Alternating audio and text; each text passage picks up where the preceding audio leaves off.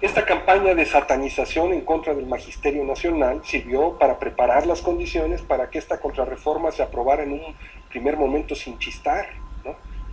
Nos decían en esta campaña mediática que los maestros son los responsables de lo que pasa con la educación en este país. Híjole, ¿de verdad los maestros son responsables de eso?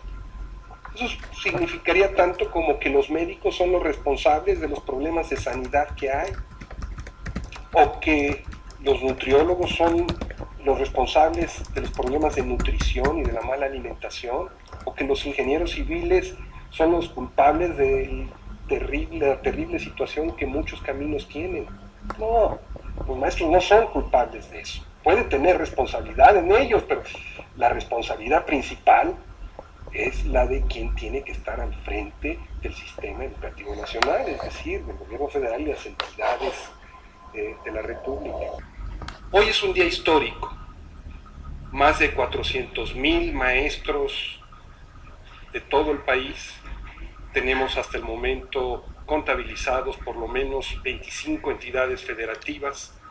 Pararon labores y se movilizaron en las calles para protestar en contra de la reforma educativa en lo particular y de la ley del servicio profesional docente en lo particular.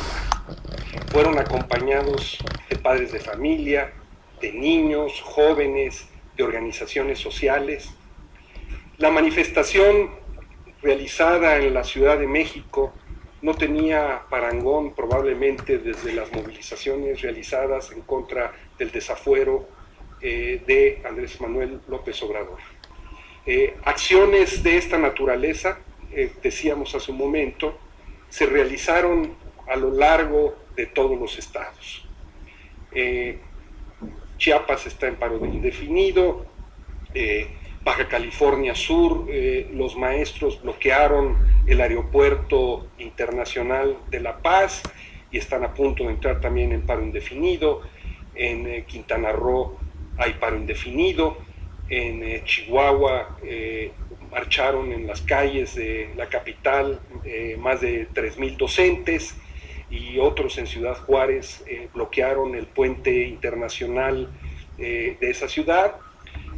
Lo mismo puede decirse de movilizaciones en Zacatecas. Allí los docentes marcharon sobre las oficinas del Partido Revolucionario Institucional y aventaron huevos a la fachada.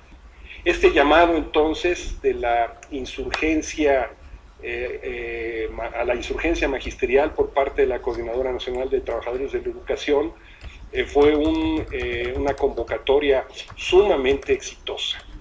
Un levantamiento magisterial, diríamos, que tiene en su momento más reciente más de 2 semanas y media, en la que los maestros de Oaxaca, de Guerrero, de Michoacán, han ocupado el centro de la Ciudad de México y han realizado acciones como las de bloquear las calles accesorias a los recintos legislativos o al aeropuerto internacional Benito Juárez. ¿Qué es lo que los lleva a realizar acciones de esta naturaleza? Acciones que, como decíamos hace un momento, son inéditas. El precedente más importante de una movilización magisterial de este tipo fueron las protestas de la primavera de 1989. El mismo día de hoy, en una entrevista realizada en un canal televisivo hoy en la mañana, el secretario de Educación, que había estado desaparecido durante todo este conflicto, no había dado la cara, Emilio Choyfet, declaró que entre las consecuencias inmediatas de esta reforma estaba la de cambiar la planta magisterial en un 60% durante los próximos 12 años. Eso significa simple y llanamente el despido práctico por distintas vías de casi 75,000 maestros al año. No es una reforma, porque cuando estamos hablando de reforma estamos entendiendo modificaciones legales de carácter progresivo que amplían el marco de los derechos o que los profundizan. ¿Cómo permite esta ley la privatización? Lo hace, digo yo, de dos maneras específicas. La primera, muy específicamente, a través de la figura de la autonomía de las escuelas.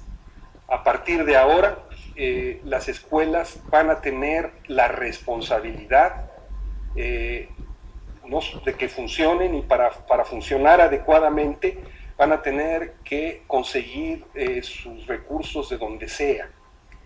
Esto crea las condiciones para legalizar las cuotas escolares por todos los subterfugios que se quiera, y le abre el paso a uno de los más caros deseos de los empresarios mexicanos, que es avanzar en lo que son las escuelas charter o de concertación.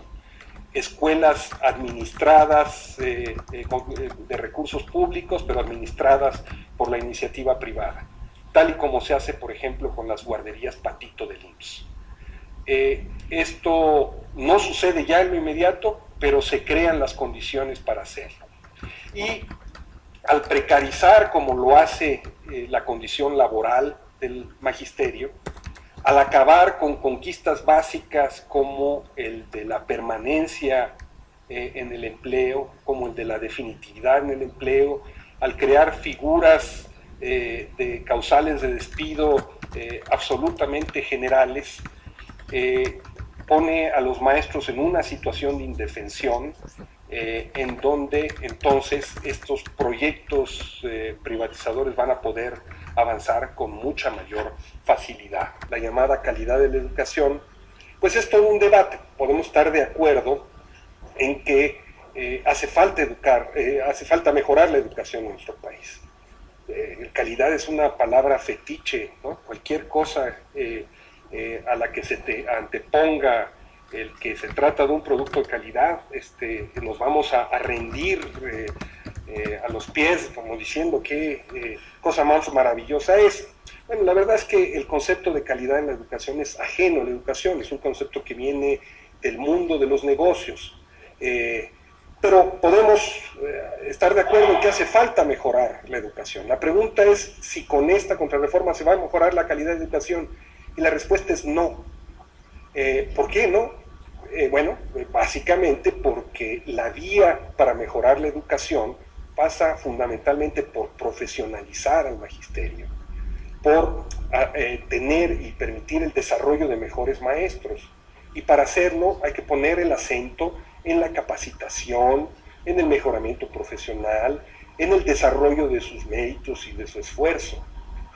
En cambio, esta reforma, en lugar de hacer eso, lo que hace es poner el acento en los castigos, en los aspectos punitivos, en la amenaza, en la incertidumbre.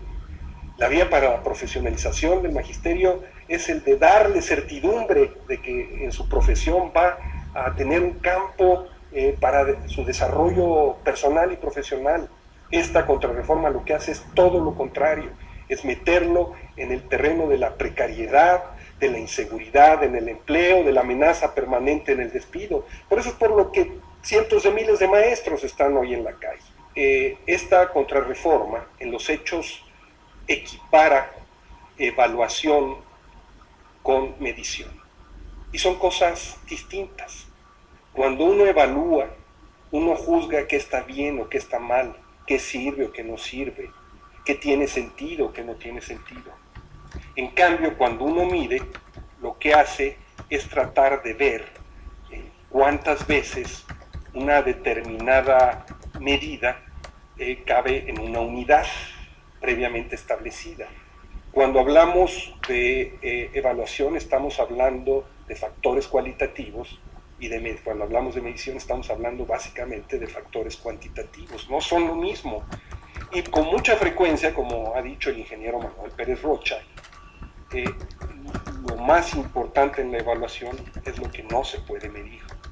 Y este conjunto de consideraciones son consideraciones que deja absolutamente de lado esta contrarreforma, como decía hace un momento, asocia, hace equivalentes el evaluar con el medir. ¿Cómo afectaría la reforma a los maestros de nuevo ingreso? Pues muchísimo. Por un lado, los maestros de nuevo ingreso ya no van a ser solo los egresados de las normales públicas, o sea, los que se prepararon para ser maestros, sino cualquiera que pueda pasar un examen a saber cómo está hecho. Y después, esos maestros van a tener que tener un plazo de 2 años para poder tener una plaza que dicen que es definitiva, pero que realmente está condicionada a nuevas evaluaciones. Es decir, van a tener que elaborar prácticamente sin crear derechos de antigüedad durante todo ese lapso de tiempo. ¿Quién gana con esta reforma? Pues ganan, por principio de cuentas, los dueños de la reforma, los grandes empresarios de México, agrupados en organismos como Mexicanos Primero, que decía hace un momento dirige Claudio X González, hasta hace poco tiempo presidente de la Fundación Televisa, gana la Coparmex, y ganan los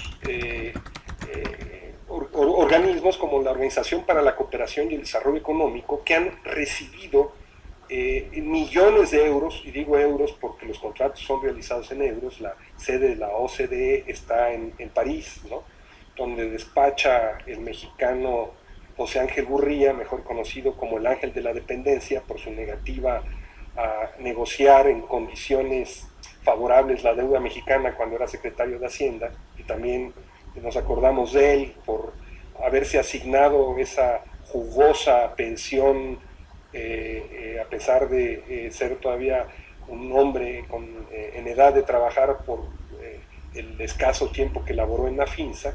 Bueno, pues hoy desde allí esa institución que dirige José Ángel Gurría, ¿verdad?, es una de las grandes triunfadoras de esta contrarreforma.